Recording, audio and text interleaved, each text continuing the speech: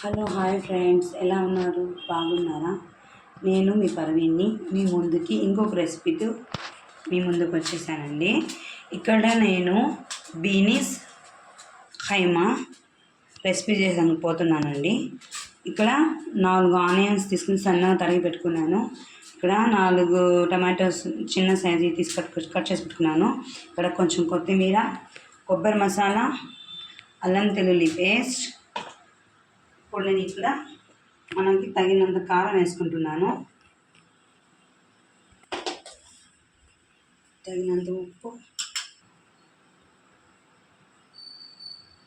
కొంచెం పసుపు, ఒక చిన్న స్పూన్తో ధనియాల పొడి. వేడైపోయింది బాగా.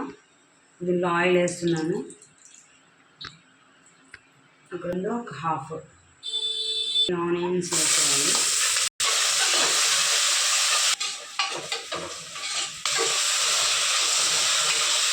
తీసుకొని అల్లం పేస్ట్ వేస్తున్నాను.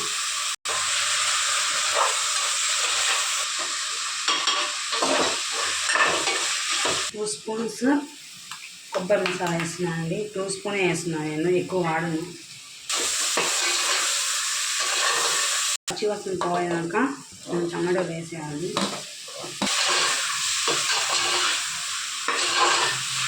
ఖైమా ఇలా కొంచెం ఈ గ్లాస్ వాటర్ వేసుకొని నేను ఇప్పుడు ఒక 2-3 విజిల్స్ పెడతానండి.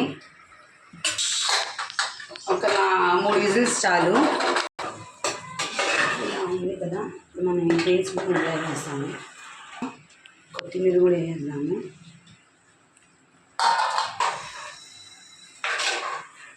ఇక్కడ లాస్ట్లో కొంచెం గరం మసాలా వేస్తున్నామండి. కలిపేసి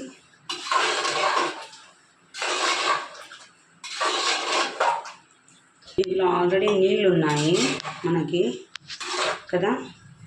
ఇప్పుడు కొంచెం వాటర్ పోసుకుంటున్నాను నేను, ఎందుకంటే నీళ్ళగా అయిపోద్ది కూర, అందుకోసం ఎక్కువ వేయటం లేదు. ఇప్పుడు నేను దీనికి ఇంకొక 3 విజిల్స్ వచ్చినాక స్టవ్ ఆపేస్తానండి. ఒక 3 విజిల్స్.